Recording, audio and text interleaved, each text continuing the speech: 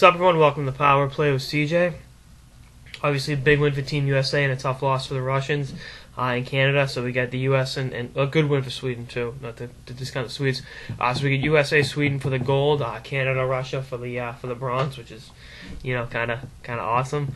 Not that I get anything against them, but obviously I'm rooting for the U.S. and Ray Ferraro said at the beginning of the tournament this Russian team was due to self-destruct at some point. I actually want to talk about that first. What I saw from the Russians against Switzerland, which they were lucky to win, and then against Sweden, which the luck kind of ran out in a shootout. Everything with them is one-on-one. It's kind of like in basketball. You look at the reason Avery Johnson got fired as coach of the Brooklyn Nets. Everything was ISO plays in Brooklyn. There was no ball movement. Everyone wanted to play one-on-one. There was no cohesion offensively, and I think that impacted the Russians' game. I mean, that was the same thing because Yakupov, Grigorenko, and all them are all great players, but when their whole thing is to try to go one-on-one, you lose the team aspect of it, and not everyone's involved offensively. That's a tough thing to take, and that definitely hurt them when it came down to crunch time, and they got the firepower to score their way out, but Sweden closed the door, and Sweden's going to be a big challenge for the U.S. I think Canada gets to win tomorrow in the bronze medal game. They lost a tough one. Hopefully they go Malcolm Subban. I know he had a tough game, but he's still one hell of a goalie, and I'm very glad the Bruins drafted him. He's a very talented player. I think he'll be all set. I think it's going to be a 3-2 job, Canada-Russia. Actually, no, 5-4. Open it up a little bit.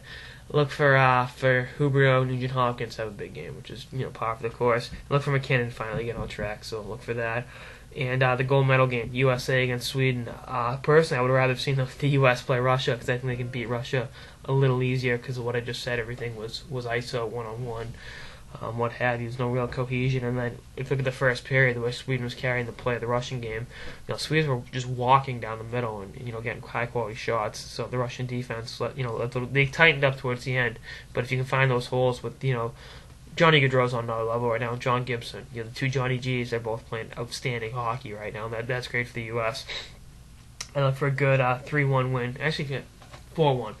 I look for Gaudreau to have two more. He's got 7 goals his last 3 games, which is mind-boggling. Galchenyuk to have 1, and Rocco Grimaldi, the 3 G's. Galchenyuk, Gaudreau, and Grimaldi. And if it for some reason goes to overtime, Connor Murphy. He scored 2 overtime goals against Sweden. One of the U17s, I think one of the Ivan Helenka. So that's something to look at. Kind of ironic, but 2's a fluke, 3's a streak.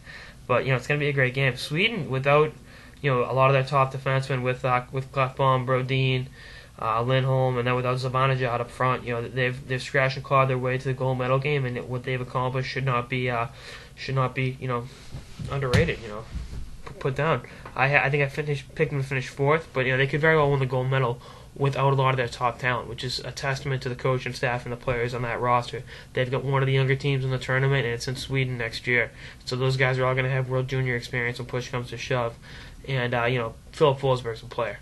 I knew he was good, but what I've seen of him this tournament really showed why he was selected where he was, and why teams that pass on him are going to regret it, and why the Colorado Avalanche are going to regret trading a first-round pick for Varlamov. But that's going to be I like Varlamov, but first-round pick for him, a top 15 pick. Come on, and Philip Forsberg, really. But it's going to be a good game tomorrow. Both games actually on Saturday, 4 a.m. first game. Both games going to be great. But like I said, USA is going to win its 2nd gold in 3 years, actually in 4 years, and its 3rd medal in 4 years. So USA hockey is going on. It's outstanding. I think Canada. I'm going to talk about this later. What Canada has to do to get back on its gold medal winning ways. But right now, let's just focus on the 2 big games ahead. Go USA, and see everyone later. Later, guys.